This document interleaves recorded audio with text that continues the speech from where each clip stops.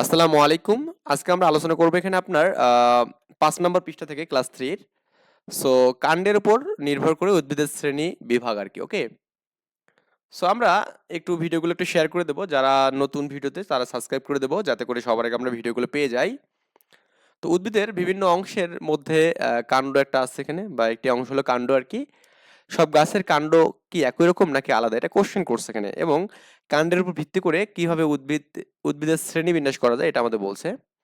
তো বাড়ির কাজটা আমাদের এখানে বলছে যে আপনার নিচের দেখানো ছবির মতো করে খাতায় একটি ছক তৈরি করতে বলছে এবং মিল এবং অমিল খুঁজতে হবে। দেখুন আপনার এখানে দুটো ছবি দেওয়া আছে এখানে এই যাতে।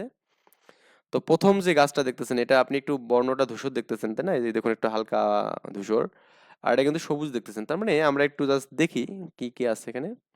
মিল অমিলগুলো আমরা একটু দেখবো। ঠিক আছে? আমরা একটু এটা মিল অমিলগুলো দেখি। দেখুন মিলগুলো কি এখানে দেখুন। ২ টারই কাণ্ড আছে। কারণ এই ২ টারে আপনার কিন্তু কাণ্ড আছে এখানে। দেখুন আমি এখানে দেখতেছি এরও ডালপালা আছে, এরও ডালপালা আছে। এবং আপনার আরেকটা বিষয় এখানে আপনার আরেকটা মিল হচ্ছে ২ টার পাতা আছে। দেখুন আপনি ২ টারের পাতা আছে এখানে। এখানে এরও পাতা আছে, এরও পাতা আছে, তাই না? আচ্ছা। আবার এখানে দেখুন আর অমিল হচ্ছে কোনগুলো আমাদের কাণ্ডের বর্ণ আলাদা। ১ম টার কিন্তু ধূসর বর্ণ, তাই না? আর ২য় টা হচ্ছে সবুজ বর্ণ। এই যে এখানে একটু ক্লিয়ার করে দেখুন। এটা ধূসর বর্ণ এবং এটা সবুজ বর্ণ, তাই না? এইটা আরকি বোঝা যাচ্ছে আরকি। ঠিক আছে?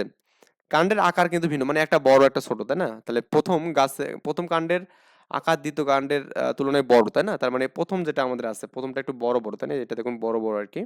ঠিক আছে? সো আমরা এটাও দেখলাম আরকি।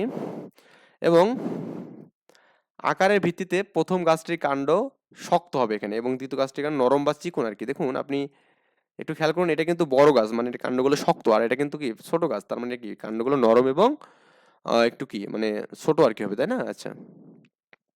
এই সারসংক্ষেপটা দেখেন একটু।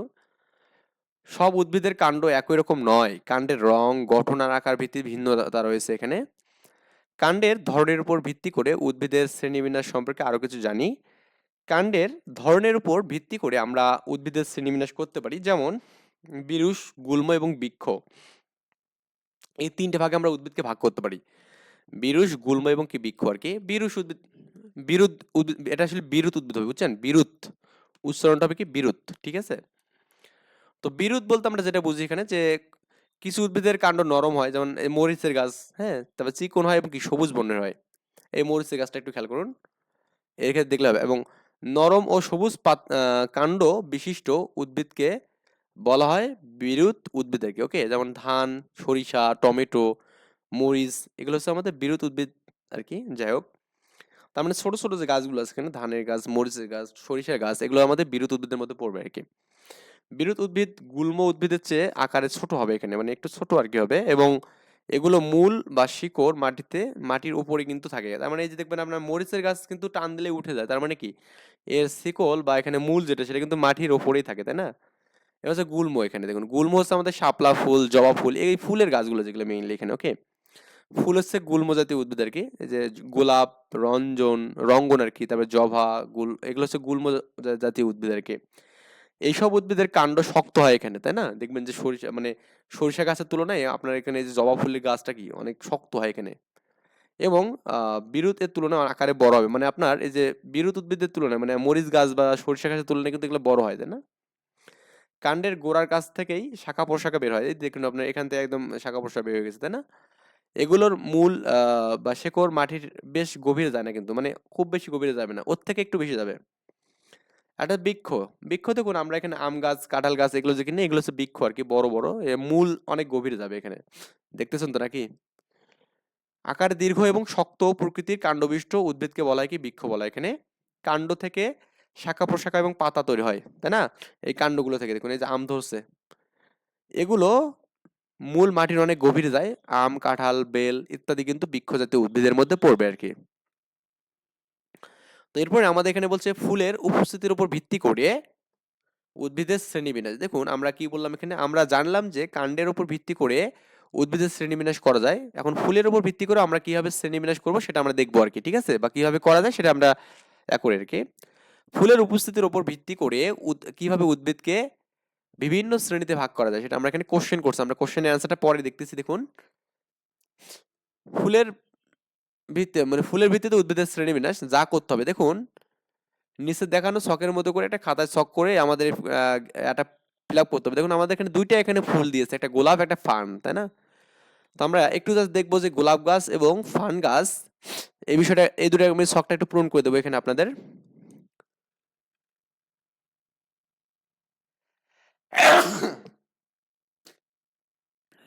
দেখুন আপনার ১ নং যে গাছটা আছে সেটা হচ্ছে গোলাপ গাছ এখানে। আর এটা হচ্ছে ফান গাছ। তো এর মূল আছে, কাণ্ড, পাতা এবং ফুল আছে, তাই না? আবার ফান গাছের কি আছে? মূল আছে, কাণ্ড আছে এবং পাতা আছে। কিন্তু এখানে কিন্তু ফুল নেই। কি নেই? ফুল নেই। ঠিক আছে ব্যাপারটা? তো আমরা চাইলে এখানে এই অংশগুলোর নাম এগুলো লিখতে পারি এখানে। এখানে এই যে আপনার বলছে এখানে যে নিচে দেখানো ছকের মতো করে খাতায় একটা ছক তৈরি করবো এখানে, এবং নিচের ছবিগুলো ভালোভাবে পর্যবেক্ষণ করি এবং খাতায় এঁকে গোলাপ এবং ফান গাছের বিভিন্ন অংশের নাম লিখেছি। এখানে নামগুলো লিখলাম এখানে। তো আমরা এখানে এই যে গোলাপ এবং এই যে ফানের আমরা কিন্তু নামগুলো লিখলাম। তো এই যে দুইজনের মধ্যে কথোপকথন হচ্ছে আর কি। যাই হোক, ছকটি তৈরি করার পর তৈরিকৃত মানে ছকের ভিত্তিতে নিচের প্রশ্নগুলোর উত্তর চিন্তা করি এবং গোলাপ এবং ফান গাছের বিভিন্ন অংশ দেখতে কি একই রকম নাকি আলাদা, এটা নিয়ে আমাদের আলোচনা করতে বলছে এখানে। তো আমরা যদি এখানে একটু এইটার আচ্ছা, এখানে আমরা একটা অ্যান্সার করে দিই। সেটা হচ্ছে কি আপনার যে এটা অ্যান্সারটা একটু লিখে নেবেন এখানে, যে চিন্তা করে গোলাপ এবং ফান গাছের বিভিন্ন অংশ দেখতে কি একই রকম নাকি আলাদা? হ্যাঁ, আলাদা অবশ্যই। কি এখানে? আলাদা। এরপর আপনার সবারই সাথে এটা মিলাতে বলছে এখানে, এবং ফুলের উপস্থিতিতে উপস্থিতির ভিত্তিতে কিভাবে উদ্ভিদের শ্রেণীবিন্যাস করা যায় তা নিয়ে সবার সাথে আলোচনা করি। এটা আপনারা মানে ক্লাসের কাজ করবেন আরকি। তো যাই হোক, আমরা এখানে সারসংক্ষেপ লিখলাম এখানে। দেখুন আমরা এতক্ষণ যা দেখলাম তাই এখন আমরা এখানে অ্যান্সারটা দেখবো আরকি। দেখুন গোলাপ ও ফান উভয়ে কিন্তু কি গাছের মূল, কাণ্ড এবং পাতা রয়েছে। কিন্তু ফানের ফুল নেই। কি নেই? ফুল নেই। কিন্তু গোলাপের কি আছে? এই যে ফুল আছে এখানে। ঠিক আছে? কি আছে? ফুল আছে। তাহলে এক্সট্রা আমাদের কি থাকলো? ফুল থাকলো এখানে। তাহলে এরও মূল আছে এখানে, কাণ্ড আছে, পাতা আছে, সবই আছে এখানে। যেসব উদ্ভিদের ফুল হয় সেগুলোকে বলে সপুষ্পক উদ্ভিদ বলা হয়। কি বলা হয়? সপুষ্পক উদ্ভিদ। মানে এই যে আপনার আম, কাঁঠাল, এগুলো সবেরই কিন্তু ফুল হয় এখানে, তাই না? তারপরে শাপলা, গোলাপ। মোট উদ্ভিদের প্রায় ৯০ ভাগ বা ৯০% কিন্তু উদ্ভিদের ফুল হয়। ক্লিয়ার? তাহলে আজ কোশ্চেন আসতে পারে যে মোট উদ্ভিদের কত শতাংশ উদ্ভিদের ফুল হয় এখানে? ৯০%। আবার তাহলে আমাদের সপুষ্পক উদ্ভিদ কাকে বলে? পরীক্ষা আসতে পারে। আবার যেসব উদ্ভিদের ফুল হয় না সেগুলোকে অপুষ্পক উদ্ভিদ বলা হয় এখানে। যেগুলোর ফুল হবে না, কি হবে না? ফুল হবে না। এগুলোর মধ্যে অধিকাংশ উদ্ভিদের আবাসস্থল হলো ছায়াযুক্ত স্যাঁতসেঁতে শীতল স্থান, যেমন মশ, ফান, ঢেঁকি শাক। এগুলোর দেখবেন যে আপনারা ঢেঁকি শাক দেখে থাকবেন বাড়ির আশপাশে বা এখানে মানে কি বলে ওটাকে, মানে কোনো একটা রাস্তার ধারে। তো ওগুলোতে দেখবেন যে আপনার এগুলো কিন্তু ফুল হয় না কোনো, হ্যাঁ, কি হয় না? ফুল হয় না। বা এখন এখানে দেখতে পারেন যে ঢেঁকি শাক, দেখুন এই যে এটা ঢেঁকি শাক। এদের কোনো ফুল হয় না, বা মস এরকম টাইপেরও কিছু দেখতে পারেন নাকি। হ্যাঁ, এটা হচ্ছে অপুষ্পক উদ্ভিদ এগুলো। কি এগুলো? অপুষ্পক। আর হচ্ছে সপুষ্পক উদ্ভিদ, দেখুন আম গাছ, আমে কিন্তু ফুল হয়, তাই না? আবার শাপলাতে ফুল হচ্ছে, দেখুন এগুলো হচ্ছে আমাদের সপুষ্পক উদ্ভিদ এগুলো। বুঝছেন ব্যাপারটা? সপুষ্পক এবং অপুষ্পক উদ্ভিদ আমরা দেখলাম এখানে। চলো পারি কিনা দেখি এখানে। এই যে আমাদের এই গাছের বিভিন্ন অংশের নাম দিয়েছে এখানে। এটা পাতা, তারপরে এটা কাণ্ড এবং এটা মূল দিয়েছে। ঠিক আছে? আমরা একটু দেখি কি বলছে। ছবির অংশের ক, খ, গ চিহ্নিত অংশের নাম এবং একটি করে কাজ লিখতে বলছে এখানে। তো আমরা একটি করে কাজ লিখবো এবং হচ্ছে নাম লিখবো এখানে। ঠিক আছে? তো প্রথমটা হচ্ছে আমাদের ক হচ্ছে পাতা। পাতার কাজ কি বলুন তো? উদ্ভিদের বৃদ্ধির জন্য প্রয়োজনীয় খাদ্য তৈরি করে এখানে পাতার মাধ্যমে। বুঝছেন ব্যাপারটা? খ হচ্ছে আমাদের কাণ্ড। উদ্ভিদের প্রয়োজনীয় পানি, খনিজ লবণ ও দেহের খাদ্য দেহের বিভিন্ন অংশে পৌঁছে দেয় এখানে। এটা হচ্ছে আমাদের এখানে খ নম্বর। এবং গ নম্বর আমাদের কি বলছে এখানে? মূল। উদ্ভিদ মাটি থেকে পানি এবং পুষ্টি শোষণ করে এখানে। এটা আমাদের এখানে এই ৩টা অংশের কাজ আমি দিলাম। এখানে আপনারা লিখে নিতে পারেন। এবং ২ নম্বরে একটা কোয়েশ্চেন দিয়েছে, দেখুন আপনার এখানে, যদি ক অংশটি না থাকে তাহলে গাছটি কি হবে এবং কেন হবে? দেখুন ক অংশটি মানে কি আপনার এখানে? পাতা। ঠিক আছে? এই যে ক অংশটি হচ্ছে আমাদের কি? পাতা। পাতা না থাকলে গাছটি বেঁচে থাকতে পারবে না। কারণ কারণ হচ্ছে আপনার এখানে যে পাতা সূর্যের আলোতে কার্বন ডাই অক্সাইড, এই CO2, এটা কার্বন ডাই অক্সাইড সংকেত, ও পানি H2O, পানির সাহায্যে উদ্ভিদের জন্য প্রয়োজনীয় খাদ্য তৈরি করে এবং এই খাদ্য গাছটিকে বেড়ে উঠতে ও বেঁচে থাকতে সহায়তা করে। এছাড়াও পাতা বায়ু গ্রহণ এবং ত্যাগ করতে উদ্ভিদকে সহায়তা করে। এটা আমরা লিখলেই হবে এখানে। ঠিক আছে? এটা আশা করি বুঝতে পারছেন। খুব হার্ড বিষয় দেয়নি। অনুশীলনী যে কোশ্চেনগুলো বলছে এখানে, দেখুন যে নিচের কোনটি উদ্ভিদের ফুল হয় না এখানে, মানে কোনটার হয় না? ফানের ফুল হয় না। ঠিক আছে? ফানের ফুল হয় না। তো আমরা অ্যান্সারগুলো একটু এখান থেকে দেখে নিতে পারি যে আপনার এখানে যেটা বলা আছে ফানের আমাদের ফুল হয় না, উদ্ভিদের কোন অংশে খাদ্য প্রস্তুত করে? দেখুন আমাদের উদ্ভিদের কোন অংশে খাদ্য প্রস্তুত করে এখানে?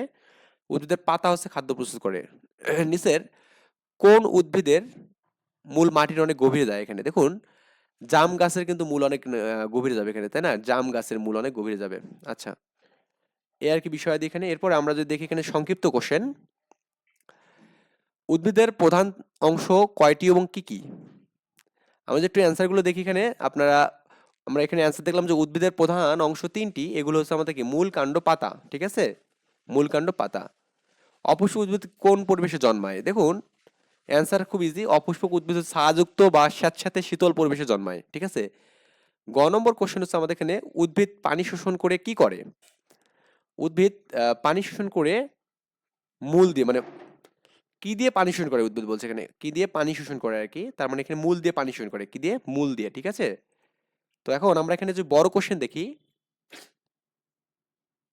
বর্ণমূলক কোশ্চেন এখানে বলছে যে বৃক্ষ জাতীয় উদ্ভিদের বৈশিষ্ট্যগুলো কি কি? বৃক্ষ জাতীয় উদ্ভিদের যে বৈশিষ্ট্যগুলো আছে এখানে, তো বৃক্ষ জাতীয় উদ্ভিদের বৈশিষ্ট্যগুলো হচ্ছে কি বলুন তো আপনার? এখানে আকারে দীর্ঘ হবে, কাণ্ড শক্ত হবে, কাণ্ড থেকে শাখা প্রশাখা পাতা হবে এবং কি মূল মাটির অনেক গভীরে যাবে এখানে। এগুলো হচ্ছে আমাদের বৃক্ষ জাতীয় উদ্ভিদের বৈশিষ্ট্য, ঠিক আছে?